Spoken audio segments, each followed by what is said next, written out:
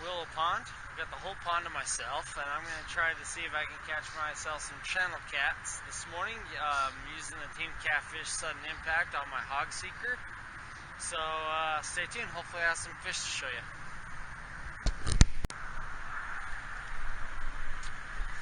Alright, here's my first cast.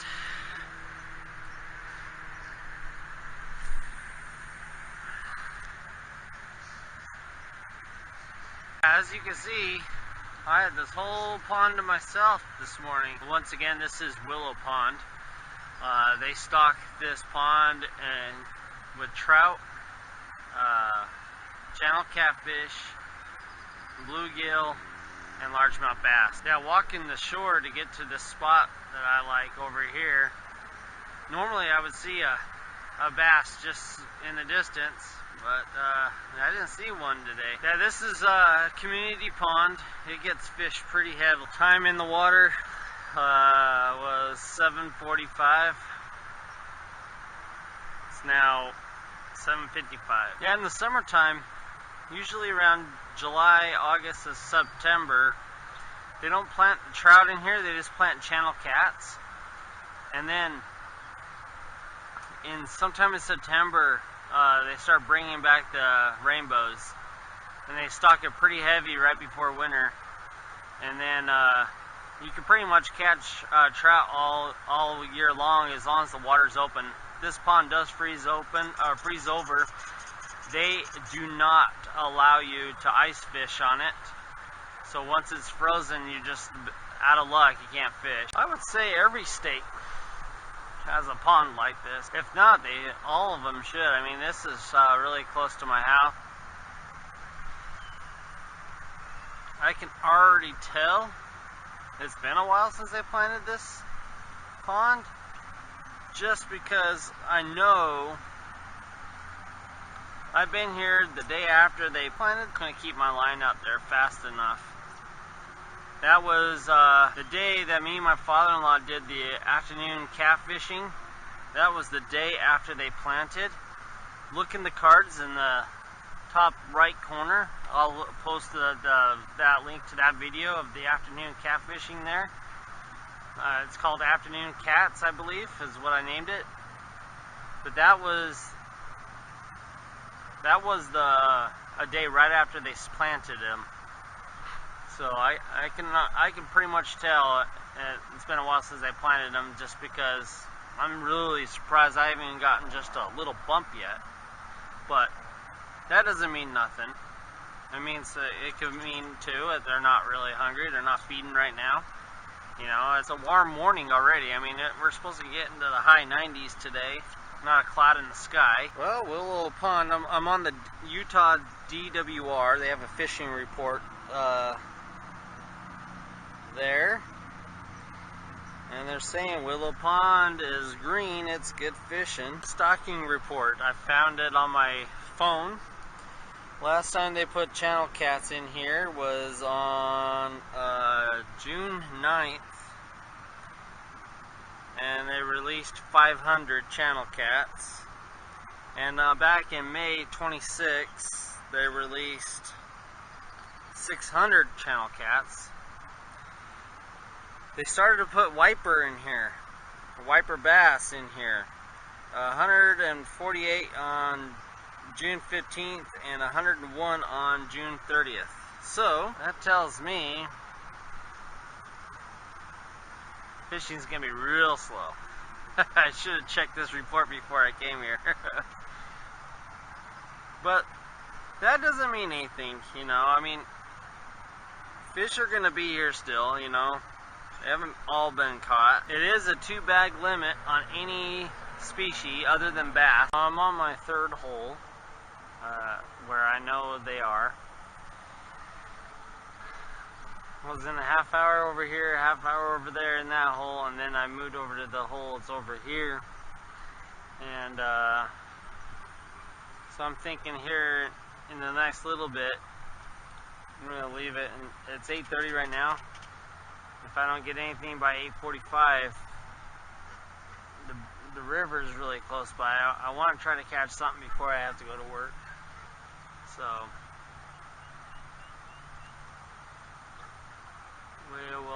stay here for just a little bit longer and see what happens. Alright, we'll see you over the river. Okay, I made it to the river. And I'm going to break out two poles here. One pole is rigged for this one's kind of rigged for the Secret 7, so I have a little bit of Secret 7 left, so I'm going to bait up for it with the Zepco 808. You've heard me say millions of times, and even Team Catfish says, Sudden Impact and Secret 7, same stuff. It's just that the Sudden Impact has fiber. Got both poles in the water. See what happens. If you couldn't tell, this is the Winchester Jordan River Parkway Park. The Zepco 808 is not out there very far. That's why I wanted to use two rods here. I wanted one in line, and then I wanted one in the channel. So that's what I'm doing. This is the exact same spot where me and my father-in-law were last time we fished it. There's a bite on the 808. Lost interest. I have a feeling, yeah, that bite got me into a snag. It's quite common on the Jordan River for the fish to do that when you get a bite. Oh, pecking at it again.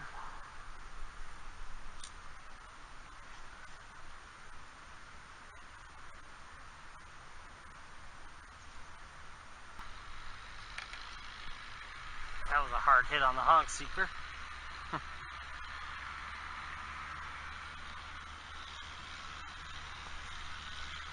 That was a really hard hit on the hog seeker. Getting bites on both rods. And for 15 minutes here at this spot is all. Feels a lot longer than that. See, this mono keeps on going tight and then loose. That's usually a good indication that when you got those bites that he got you into a snag, or he could be on there and just not that active. Probably doesn't realize he's hooked.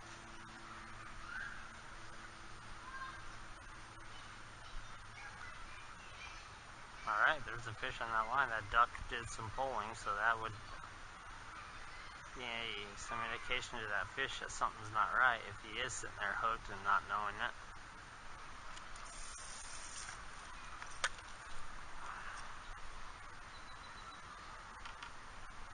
Start working on another pull, working on getting a tangle out.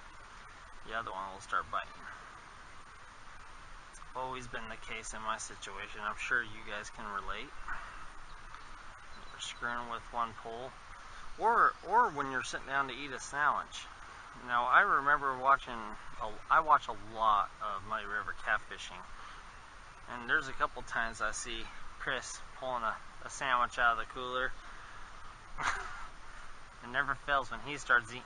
He starts getting bites. It never fails. So I'm sure he can relate. 808 just got a bump.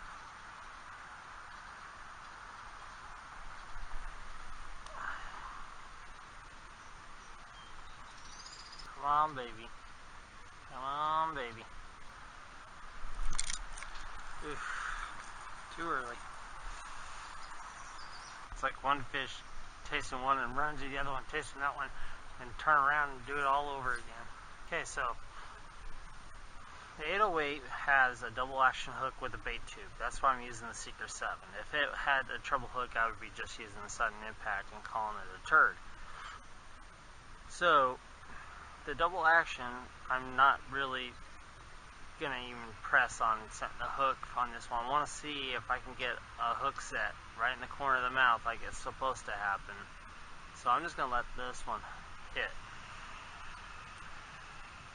Hog seeker, on the other hand, I'm just waiting for that really good bite. Can use cut up white bass and cut up carp on the Jordan.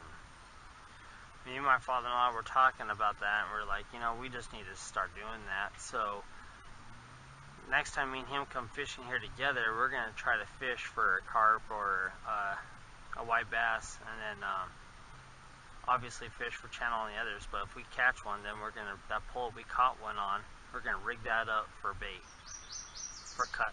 Oh, whoa, whoa, whoa, come on, baby. Keep on hitting like that, come on. You know you want it.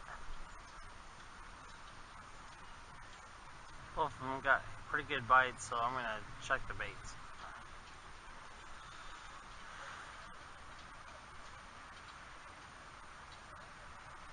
I just barely zatted in there and I was already getting a bite. Boy, it's starting to get hot outside. 808 just got a little bump, nothing too major. Yeah, so I'm going to be leaving here real soon, so if you don't see me catch a fish, I do apologize. I do like to show my experiences and what I go through on my fishing trip. So I'm going to end the video here. Had fun fishing the river and the pond for a little while this morning. All my bites were here on the Jordan River, and there for a while I thought I was going to start landing them, but it's kind of slowed up a little bit. It's starting to get hot, and I got to get going to work here real soon. So anyways, thanks for watching. Give it a thumbs up if you liked it, and subscribe if you haven't already, and have a good one. Thanks for watching.